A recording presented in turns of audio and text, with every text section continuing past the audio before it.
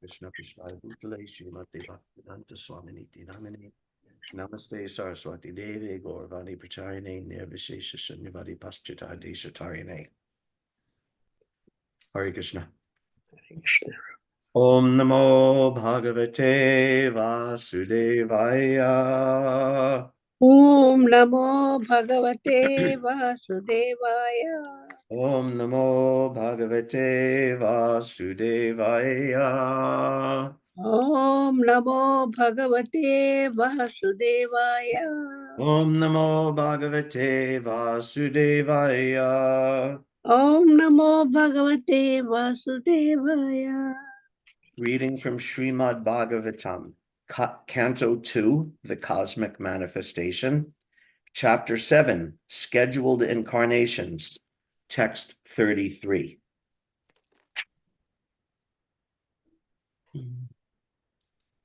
Kridanvane Nishinishakara Rashmi Goryam Rason Mukha Kalapadayata Murchitena Udipita Smararujam Vrajabridvadunam Hartur Harishyati Shiro Danudanugasya Kridanvane Nishinishakara Rashmi Goryam Rason Mukha Kalapadayata Murchitena Udipitasmararujam Vrajabridvadunam Hartur Harishyati Shiro Danadanugasya Kridanvane Nishinishakara Rashmi Goryam Rason Mukha Kalapadayata Murchitena Udipitasmararujam Vrajabridvadunam Hartur Harishyati Shiro Danadanugasya. Everyone chant, please.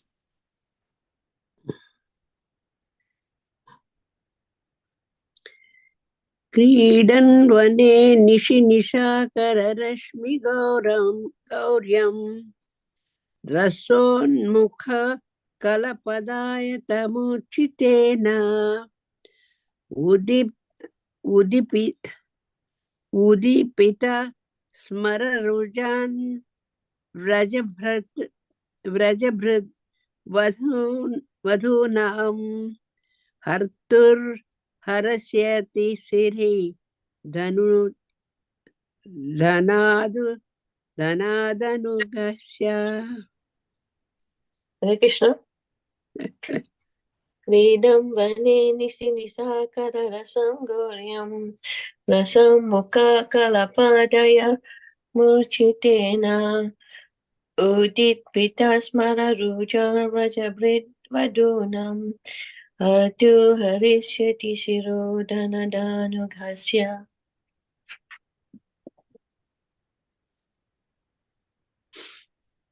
Hare Krishna. Kridan vane nishikara rashmi gauram Rashan mukho kala padayata murchitena Udipita smara rujam braja bryad badhunam artam harishyati shiro dandanu-gashaya. Hare Krishna.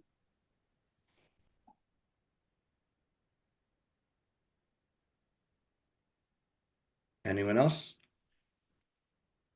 Kridan vane nishinishakara rashmi gauryam rason mukha kalapadayata murchitena udipita smararujam vrajabhrit vadhunam hartur harishyati sirodhanadantanugasya.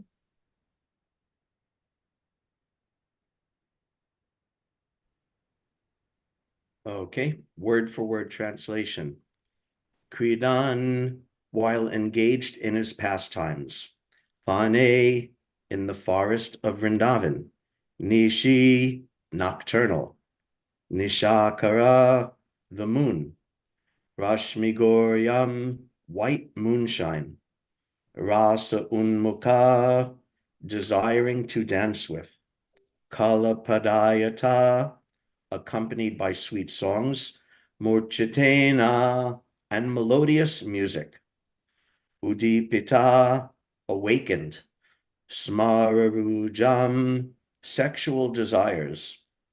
Vrajabrit, the inhabitants of Vrajabhumi.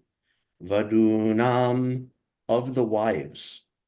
Hartu, of the kidnappers. Harishyati, will vanquish. Shira, the head.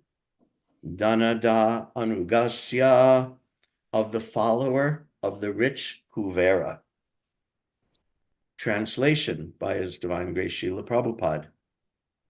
When the Lord was engaged in his pastimes of the rasa dance in the forest of Vrindavan, enlivening the sexual desires of the wives of the inhabitants of Vrindavan by sweet and melodious songs, a demon of the name Shankachuda, a rich follower of the treasurer of heaven, Kuvera, kidnapped the damsels, and the Lord severed his head from his trunk. Purport. We should carefully note that the statements described herein are the statements of Brahmaji to Narada, and he was speaking to Narada of events that would happen in the future during the advent of Lord Krishna. The pastimes of the Lord are known to the experts who are able to see past, present, and future, and Brahmaji, being one of them, foretold what would happen in the future. The killing of Shankachuda by the Lord is a more recent incident after the Rasa Leela and not exactly a simultaneous affair. In the previous verses, we have seen also that the Lord's engagement in the affairs of the forest fire was described along with his pastimes of punishing the Kaliya snake. And similarly, the pastimes of the Rasa dance and the killing of Shankachuda are also described herein. The adjustment is that all these incidents would take place in the future after the time when it was being foretold by Brahmaji to Narada. The demon Shankachuda was killed by the Lord during his pastimes at Horika in the month of Palgun, and the same ceremony is still observed in India by the burning of the effigy of Shankachuda one day prior to the Lord's pastimes at Horika, generally known as Holi. Generally, the future appearance and the activities of the Lord or his incarnations are foretold in the scriptures, and thus the pseudo-incarnations are unable to cheat persons who are in knowledge of the events as they are described in the authoritative scriptures. Kridanvane nishi nishakara rashmi goryam rason mukha kalapadaya tomurchitena udipita smara rujam rajabrid vadhunam hartur harishyati shiro danu danu gasya.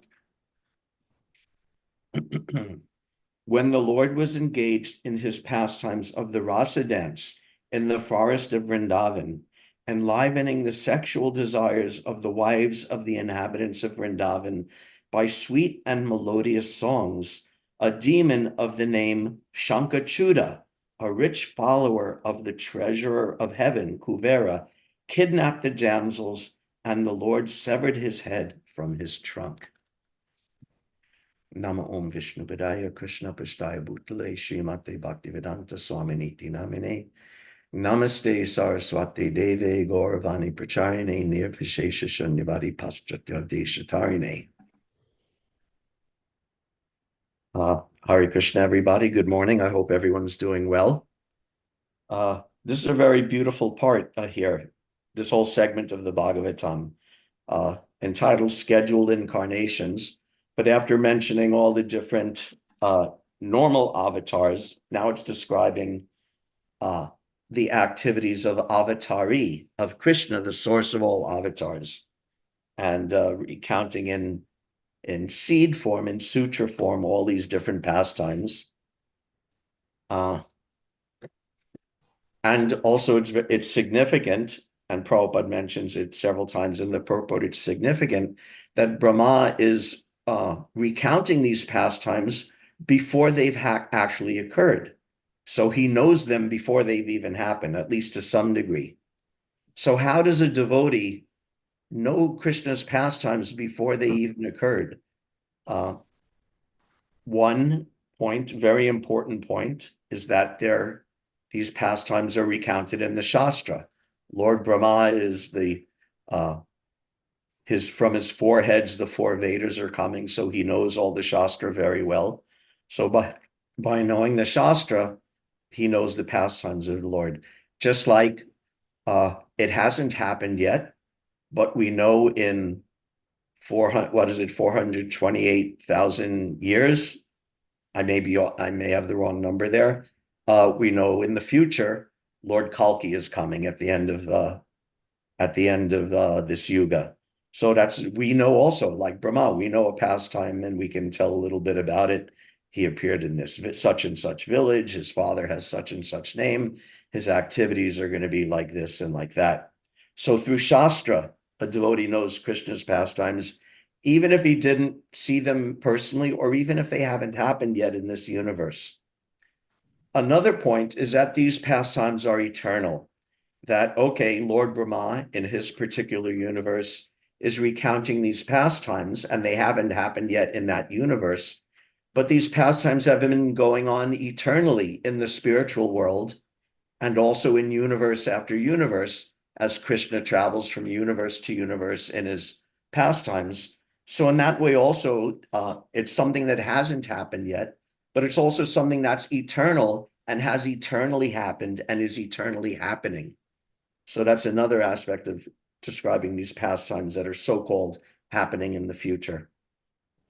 And the other point is, the other way to recount these pastimes of the future is that when a person has sufficient knowledge, you can predict the future a little bit. Just like if you know a very, very little bit about the calendar and about the progression of the calendar, anyone can predict the future and say, in the month of I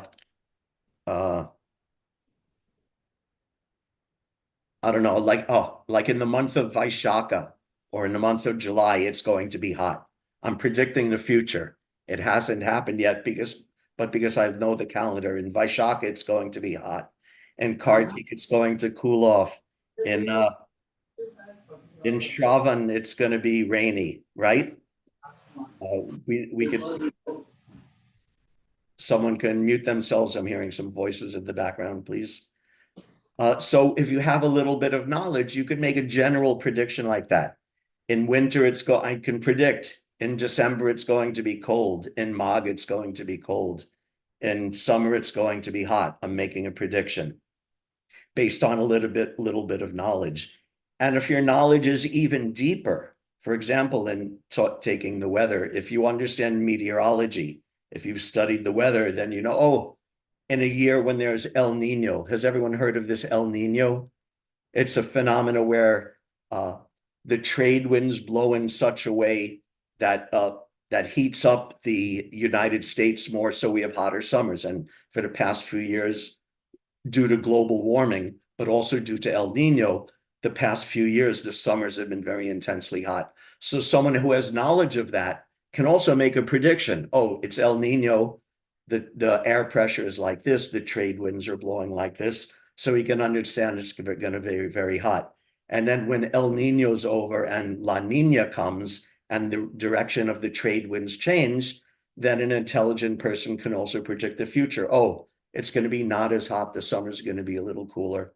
So this is a mundane example, but with transcendental knowledge of when it's of sufficiently high degree, you can actually see and envision Krishna's pastimes and understand Krishna's pastimes directly, not from Shastra, of course, but even directly in the heart. Just like the Goswamis, sometimes they would meditate and their knowledge was so intense and their devotion was so intense that they could directly see and even directly enter these pastimes. So Brahma is like that also, that he's understands the entire universe. It's said that Brahma understands the entire universe. The whole universe is just like he's holding a walnut in the palm of his hand, is the universe.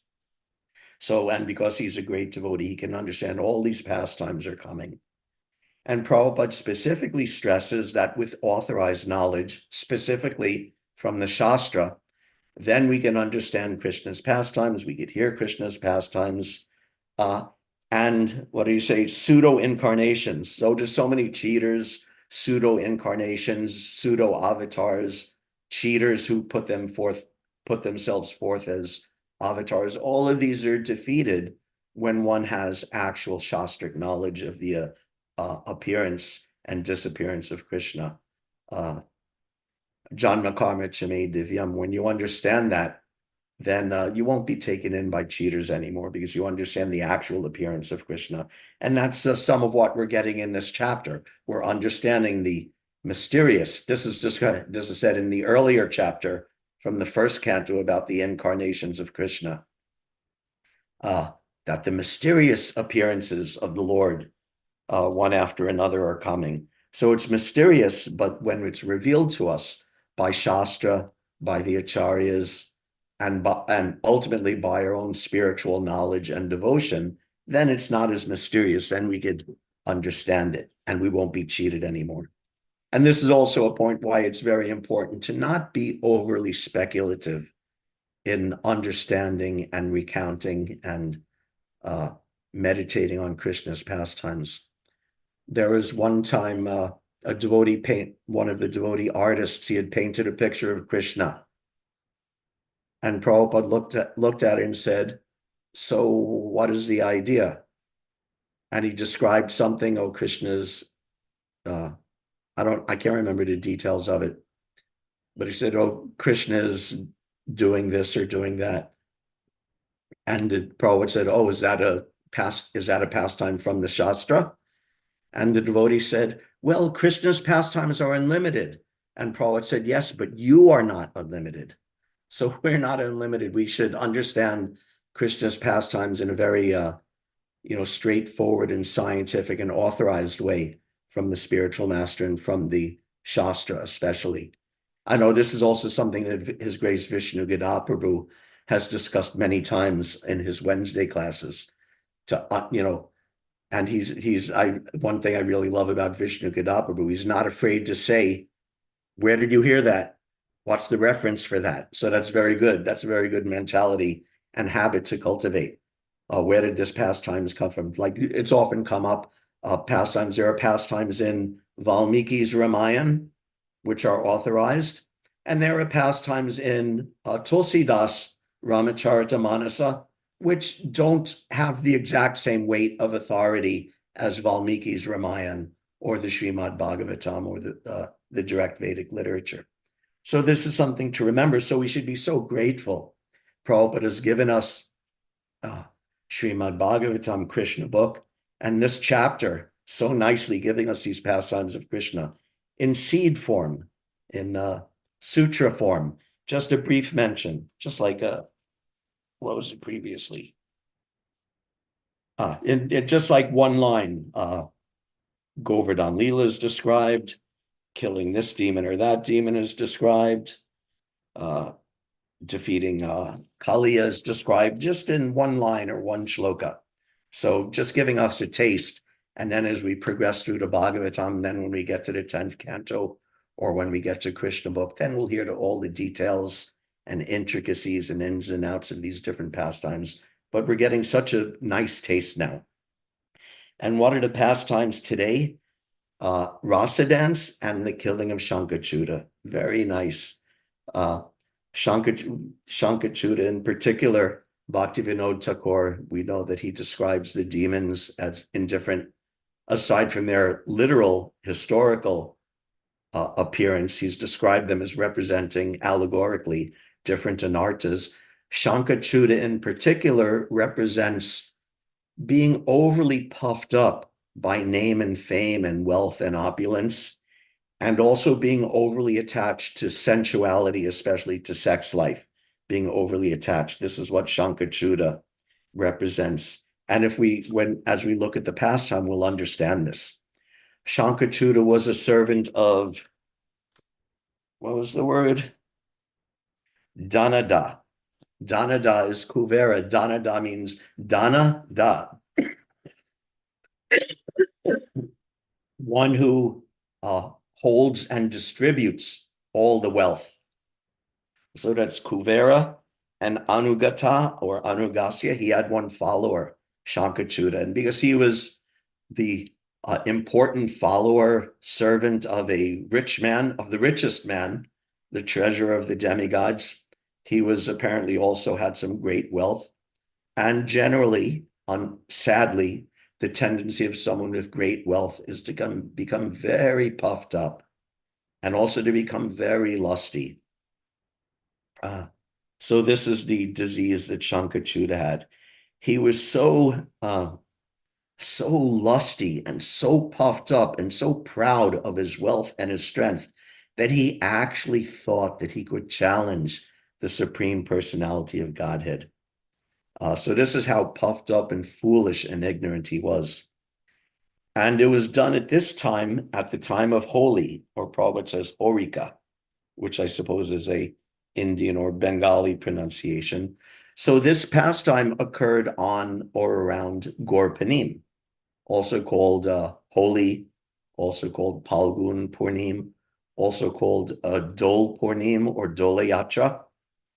Dole Yatra means like swing festival, and we know there's a summer swing festival, but I don't know anything about it, but Dole Yatra is this also Gorpanim, so apparently there's also a springtime swing festival, and it's a big, big festival. Of course, for us, it's Gorpanim, the appearance of Mahaprabhu, but there's no conception of that during the pastimes, during Krishna Lila.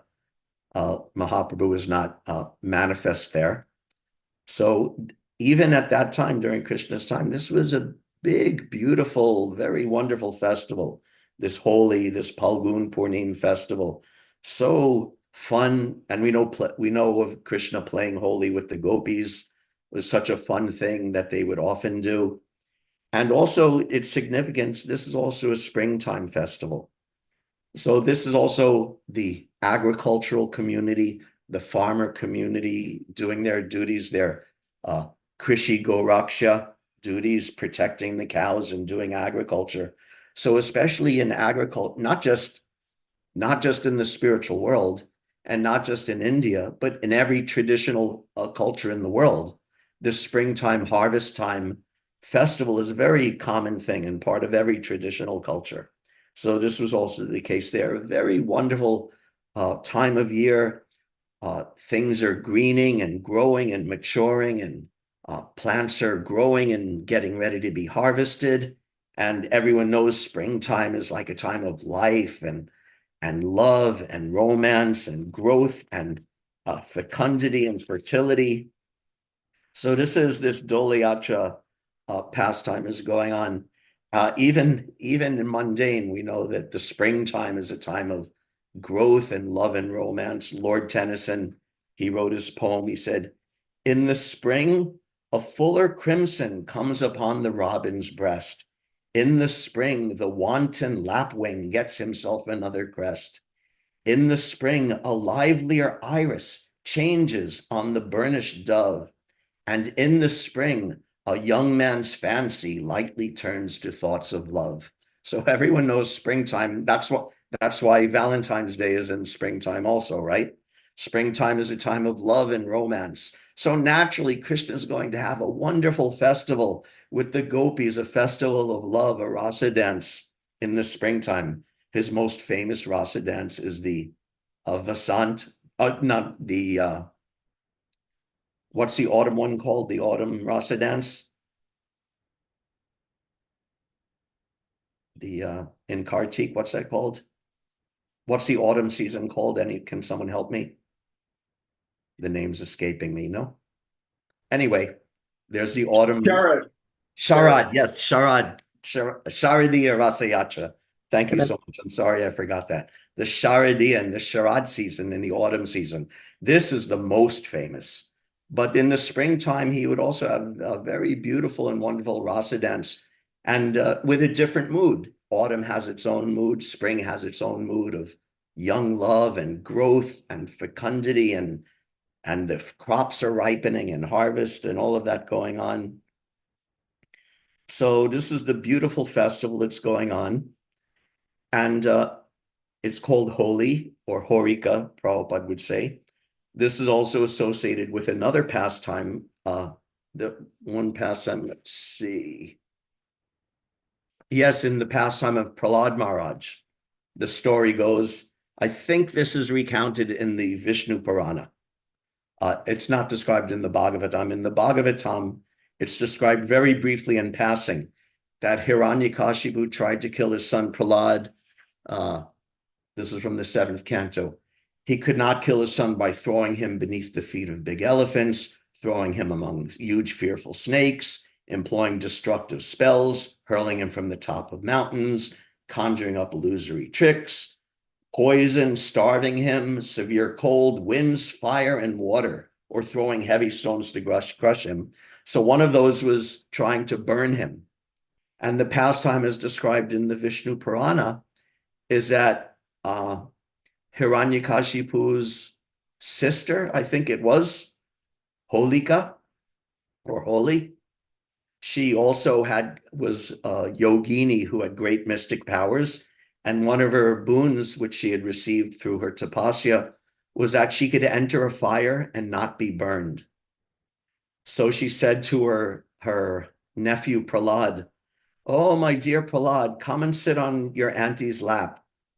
So Prahlad sat on his lap, and then Holika immediately entered into a fire thinking, oh, I have my boon, I'll be protected from burning, but this rascal Vaishnava Prahlad will be burnt to ashes. But instead, Prahlad was protected from the flames, and Holika herself was burnt to ashes. So this is the Holika pastime, and that's connected with the Holi festival on Gorpanim. And Prabhupada says another aspect is that this killing of Shankachuta happened at this time, and that's also connected with this pastime.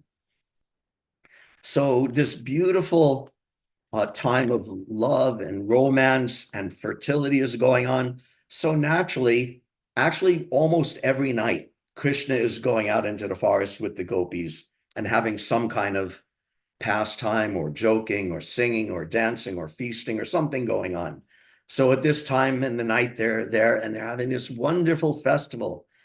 And this is also a very unique and particular festival because generally speaking, Krishna will associate with his gopi girlfriends. And when Balaram will go out, he'll go out separately and he'll associate with his gopi girlfriends. They're separate groups. But this time, Krishna and Balaram were together, and all the ladies of Vrindavan were there with Krishna and Balaram together. So a very also unique in that sense pastime. And Krishna and Balaram were singing and dancing. And it's described by Vishwanath Chakravarti Thakur that Krishna was singing in such an amazing way that actually the word used in today's verse is smararujam. Smararujam, Prabhupada translates as sexual desires. Literally, smara means Cupid, the demigod Cupid, and rujam means to be tormented by. So this is a more poetic, the original Sanskrit is a little more poetic, that they were tormented by Cupid. And it's described in the Bhagavatam later in the 10th canto. Just by hearing Krishna singing, their garlands were falling off and their clothes were becoming slackened and loosened. And they were just in so much ecstasy, almost to the point of madness. And it's also described Krishna's singing was so beautiful that in one song or in one singing from his mouth, he was simultaneously vibrating all music notes and all ragas and all songs and all musical styles all coming out simultaneously at the same time. Just like in the West, there's different musical styles. Someone may be a jazz musician, or someone may be a rock musician, or someone may be country western musician. And usually they're just in one of those groups. And very rarely, if someone's very expert musician, they could maybe combine two different traditions, like do, country western and rock and roll combined, or combined classical and jazz combined, maybe do that a little bit. But Krishna was manifesting all musical notes and ragas and styles simultaneously to perfection and blending them perfectly, and a musical performance that can't be imagined. And just by hearing that, all the gopis were going into such ecstasy hearing that. So in that beautiful, wonderful atmosphere, with Krishna and Balaram singing and dancing, and the gopis appreciating Krishna's beauty and the amazing quality of Krishna's singing, came this awful, awful rascal. And like I said, just imagine how bold and how awful and how rascal this Sankachuta was, to think that he could go there, challenge Krishna, and steal away his gopis. So Sankachuta came. There's a separate description in Rupa Goswami's Lalita Madhava that says that Sankachuta, his actual plan was to steal away Radharani, to kidnap her and bring her to Kamsa so Kamsa could marry her, which is about the stupidest plan you could imagine. But that's in Lalita Madhava. Here we just hear that Sankachuta is stealing away all the gopis. And it's described that he stole them away just like a horse thief or a cow thief steals away a herd of animals. He had a big stick, and by shaking his stick, he was scaring the gopis and making them run away. It's described he actually never touched them, but by shaking his stick and threatening with his stick, he started chasing them away, all to the north, bringing them to the north. And when Krishna and Balaram saw that, they were so angry, so furious. So of course, and the gopis were crying, "Oh, Krishna, save us. Krishna, save us."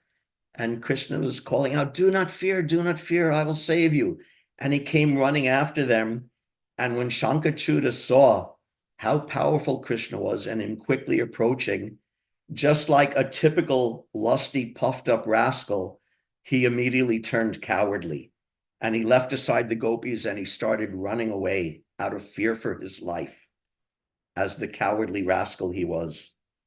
Not at all, we know the motivation. He was puffed up. He didn't have any actual ability. He didn't have any actual strength, but because he was rich and puffed up with his name and fame and wealth, he thought, oh, I could do whatever I want. But then as soon as he's challenged, he turns coward and leaves aside the gopis and starts running away. So Krishna has Balaram, tells him, you console and protect and watch over the gopis while I go take care of this rascal Sankachuta. And this is also very nice, because when there's a crime, when there's some wrongdoing, there's two things that have to be done. One of them, of course, is to take care of the miscreant by the law or by punishment or by whatever means. And the other point is to protect and to console the victims. So both of these are actually of equal importance. So Balaram took care of the gopis, preached to them, consoled them. Okay, you're safe now. I'll protect you. Krishna's going to take care of this miscreant. Don't worry. And in this way, pacify them and keeping them safe and keeping them enlivened while waiting for Krishna to return. And Krishna himself chased after this rascal, very quickly caught him. And this is also described by Rupa Goswami in Lalita Madhava. Krishna spoke very harsh, even cruel sounding words to the Sankachuta. But we have to understand the degree of his offense, actually harassing and stealing the gopis. And Krishna said, I am very sorry that I can only kill you once and not torture you eternally for your great offense. But it's my sadness that I could only kill you once. So he was so angry, and he saw that this Sankachuta was so deserving of punishment, but he did what he had to do. He approached him. He gave him a big punch. It says here, severed his head and took from his head the Sankachuta. Shanka means conch shell, and Chuta means crown or crown jewel. So this Sankachuta, he had a very precious and beautiful conch shell shaped gem on his crown or turban or whatever he was wearing. And Krishna took that wealthy jewel from the severed head and he brought it back. And when he came back to the gopis, of course, everyone was so happy to see him. And all the gopis were thinking, oh, what's Krishna going to do with this beautiful Shanka gem that he rescued? Is he going to give it to me? Oh, which gopi is the most dear to Krishna? He's certainly going to give that jewel to the gopi that he's most fond of. Is it me? Is it me? Is it me? They're all thinking. And then Krishna saw that. He didn't want any of them to become jealous or overly competitive. So he gave the jewel to his brother Balaram, who then thereafter proudly wore that gem. So this is a very beautiful pastime. The Rasa Leela is going on, and the killing demons is going on, all of it together, and all of it blended so nicely, so beautifully. We know that we, like I said, Prabhupada said, we understand Krishna's pastimes from the scriptures. So that means we understand all of his pastimes. We don't think that we're overly rasic and think, oh, I can't hear anything about Krishna's killing demons. I only hear about Krishna dancing with the gopis. Or someone may think, oh, I only very strictly follow rules and regulations and I don't speculate. So I only hear about the demons. I don't want to be like some false person and hear about the gopis. But Prabhupada has given us both of them, and Shastra gives us both of them, and Chaitanya Mahaprabhu gives us both of them. And in proper balance, we understand both of them. Prabhupada said that Krishna's killing and Krishna's kissing, same thing, devotee appreciates both of them. There's no contradiction between appreciating both of them. And here, the two of them are blended so nicely, so beautifully. Prabhupada, this is from a class he gave in 1973. He was quoting the verse from 9th canto of Bhagavatam about Ambarish Maharaj. Savayamana Krishna Padara Vindayo Vachamshi Vaikunta Gunanuvarnanam. That Maharaj Ambarish, his mind was entirely fixed on Krishna. Savayamana Krishna Padara Vindayo. His mind was always fixed on Padara Vindayo, the lotus feet of Krishna. And Vachamsi, his speaking, Vaikunta Gunanu Varnane, his words were always fully absorbed in describing the pastimes and the quality and the nature of Vaikunta, of the Vaikunta pastimes, and of the Lord of Vaikunta, Krishna. So Prabhupada said, then when you have to talk, Vaikunta Gunanu Varnane, simply talk of Krishna, this Vaikunta. You can talk of Krishna about his pastimes with the gopis. You can talk of Krishna about his pastimes when he's killing Putana, Agasura, Bakasura. Both are the same. Some of the rascals, they decide that the talk of Krishna about his embracing the gopis is very good. And the talk of Krishna killing Putana or other demons, that is not good. This is rascaldom. Anything about Krishna you talk, Vaikunta Gunanu Varnane. Just like in the Srimad Bhagavatam, there are so many descriptions, so many other things, but because it is in relationship with Krishna, so each word of Bhagavatam is value. Each word of Bhagavad Gita is value because there is relation.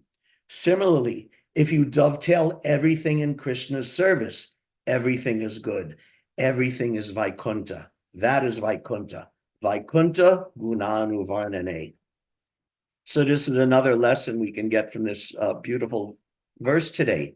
To appreciate all of Krishna's pastimes, killing the demons, even in these seemingly horrific ways. He knocked his head off, and he was so angry that he couldn't be violent enough with this horrible rascal. And at the same time, his sweet singing, so amazing that the gopis are becoming enchanted by hearing it.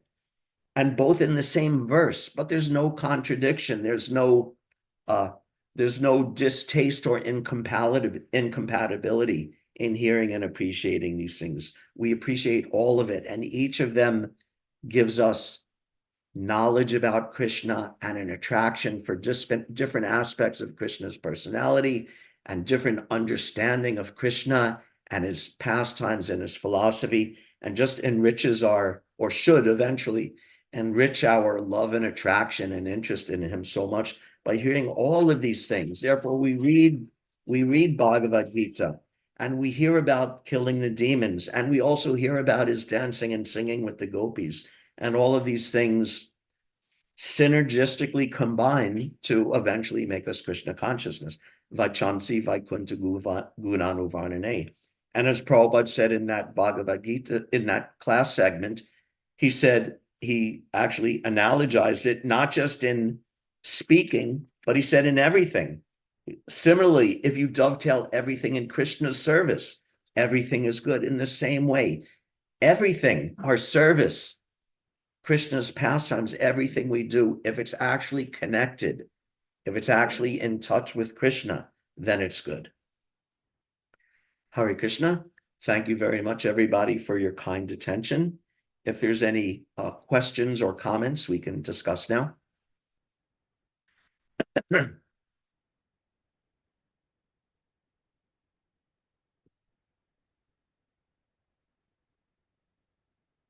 Thank you very much, Prabhu. So it's a very Very much nice, to you, Mother. Thank you nice to everybody for about attending.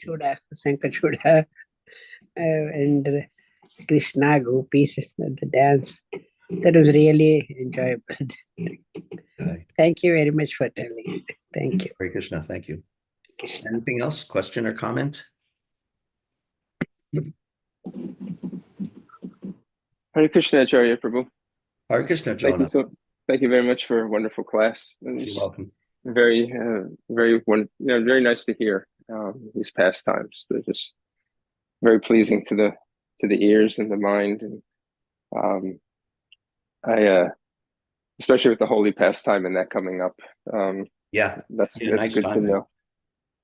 We like to do we have a holy festival.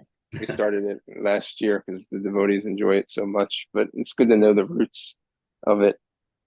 Yeah, there's actually so many different histories and pastimes and all sorts of things connected with holy. Yeah. So the understanding of the demons and what they represent as far as an anartha within us.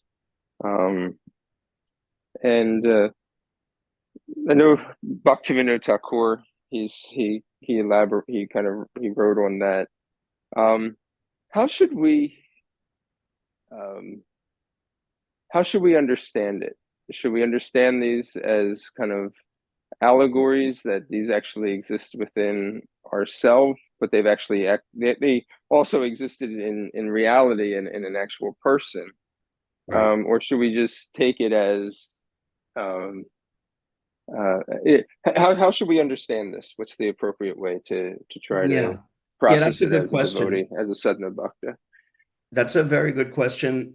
First, the way not to understand it is to say, oh, there's no Krishna and there's no demons, and it's just an allegory. It just means, okay, Krishna isn't real and the demon wasn't real and none of this happened, but we're just meditating like this to remove pride and lustiness from our heart. This is very incorrect and very offensive. To 100% allegorize it. I don't know if that's a word. That is a big mistake. But I just take it that that Bhaktivinoda, in his study of Krishna's pastimes, he saw these qualities as being in these demons, and we can understand like this. We can understand, from the pastime of Shankachuda, that lustiness and being overly proud is sort of at the root of his, what he's about. Or what's the other one? Just like Putana represents being a false guru. So we can understand like Putana, she was an ugly monster, but she put on a dress and presented herself in a very beautiful way. So we can understand that this idea is sort of at the root of, their pastime and how that pastime manifested. That doesn't replace or supersede the actual literal descriptions of these pastimes or the reality of these pastimes. but I just take it as a way of thinking about it and meditating upon it. And by adding that meditation to our reading and hearing and understanding of it, then we learn how to root out those particular things. That's the way I understand it. Does that make any sense what I explained? Yeah. No, that's Yeah, helpful. I just take it that he's providing us a way of thinking about it in a way that, beside its innately purifying and innately awesome nature of these pastimes, he's also giving us sort of a trick or a philosophical method or a means of meditation to actually also help us more directly in a way. That's sort of how I take it. That he's giving it as an additional tool in appreciating the pastimes. No, I think it's very helpful for me. Yeah, it's a really actually, the whole thing, the way he does it, is a very fascinating analysis, actually.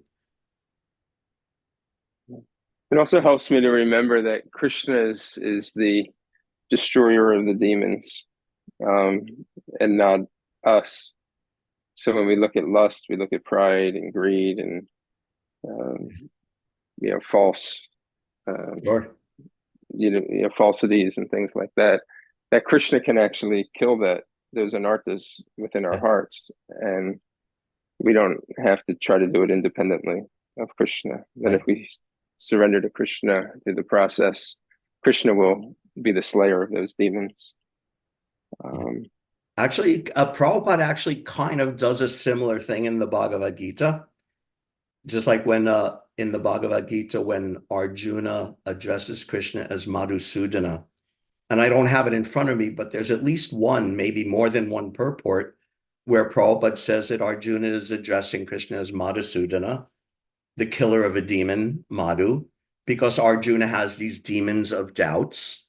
So he's calling Krishna Madhusudana, the killer of the demon, because he wants Krishna to destroy the doubts in his heart. So that's also the pastime of Krishna killing the Madhu demon is a real thing, but Arjuna and Prabhupada are kind of looking at it in an allegorical way too, that it's representing oaths. So that means Krishna kills the demons in our hearts. So that's even similar to what Bhaktivinoda Thakur is doing, I think, that we don't deny the reality of these things, and that's the primary understanding. But there's also ways we can think about it that make it practical and relevant to us in other ways.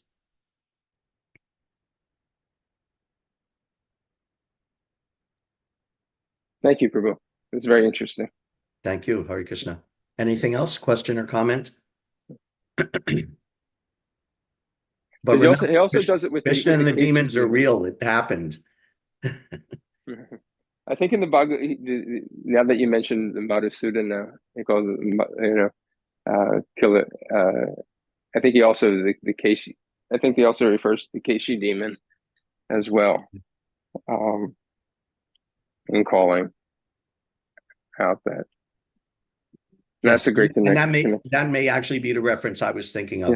Yeah. It's Madhusudana too. It's there, especially in the beginning, the first chapter, and I'll have to go. You got my curiosity now to go back and look, because I'm going to look it up also after class and see what they're. But I remember Prabhupada saying that means that Krishna should kill the demons of doubt. Yeah, nice. That's great. Thank you, Prabhu. Sure. Anything else? Thank you, Prabhu. Thank you. Pleasure.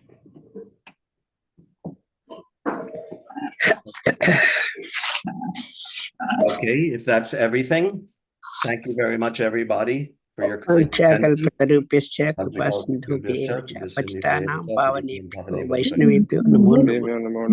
Everyone have a wonderful day, and all glories to the Philadelphia devotees. All glories to Prabhupada.